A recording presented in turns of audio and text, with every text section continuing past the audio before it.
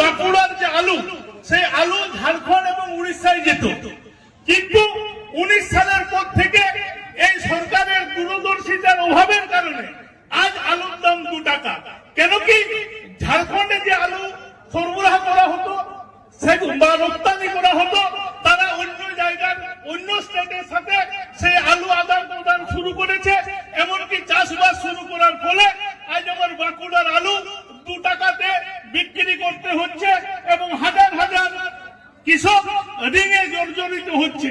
এর হাত থেকে মুক্তি দেওয়ার জন্য আমাদেরকে এগিয়ে আসতে হবে।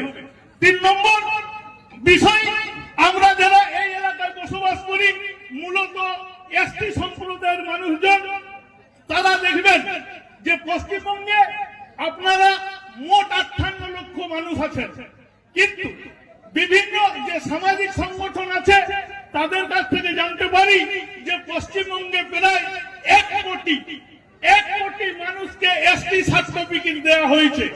এই এসটি সার্টিফিকেট প্রদান করেন কে?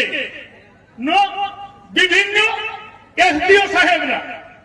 আমাদের পশ্চিমবঙ্গে 18টা এসটি এমএলএ, কিন্তু দুর্ভাগ্যের বিষয় 16টা সাঁওতাল এমএলএ হওয়া সত্ত্বেও এই যে এসটি, এতগুলো ফেক এসটি হলো, এর বিরুদ্ধে না মৃত্যুঞ্জয় মুর্মুকে দেখতে পাবেন, না আমাদের জোসনা ম্যাডামকে দেখতে পাবেন।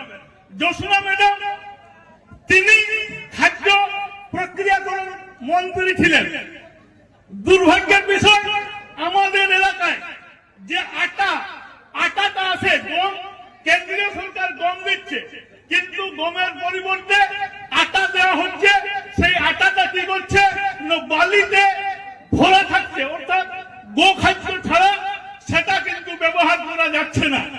আপনারা জানেন আমাদের এই যে রায়পুর হসপিটাল ঘটা করে মুখ্যমন্ত্রী ম্যাডাম এসে বললেন যে আমি 100টি শয্যায় উন্নীত করছি, কিন্তু দুর্ভাগ্যের বিষয় এখানে যে অর্থনৈতিক অ্যালটমেন্ট হওয়ার কথা তা মাত্র 30টাতে রয়ে গেছে। তাহলে এই যে ভুরি ভুরি অত্যাচার আর দুর্নীতির কথা যদি বলেন, তো এই যে আমাদের রোড রাস্তা, এই রাস্তাটা কিভাবে যোগাযোগ রাখবেন আপনারা সেটা প্রতিদিন দেখছেন, কিন্তু দিদিমণি আসলেন হেলিকপ্টারে আর চলে গেলেন হেলিকপ্টারে।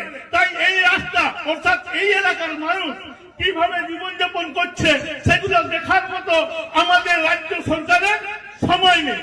তাই আমি আপনাদেরকে কাছে অনুরোধ করব যে দলমত নির্বিশেষে ঝান্ডার ভেদাভেদ ভুলে গিয়ে, জাত পাত ধর্ম সমস্ত কিছু ভুলে গিয়ে আমাদের যে লড়াকু নেতা, দীর্ঘদিনের সংগ্রামী ক্ষেত্রমোহন হাসদা মহাশয়কে পদ্মফুল চিহ্নে ভোট দিয়ে বিপুল ভোটে জয়যুক্ত করে নিজেদের অধিকারকে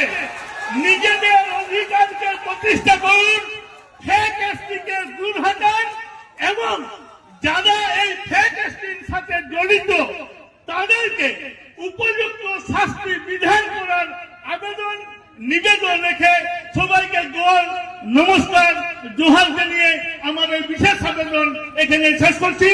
জোহার, জয় গুরু।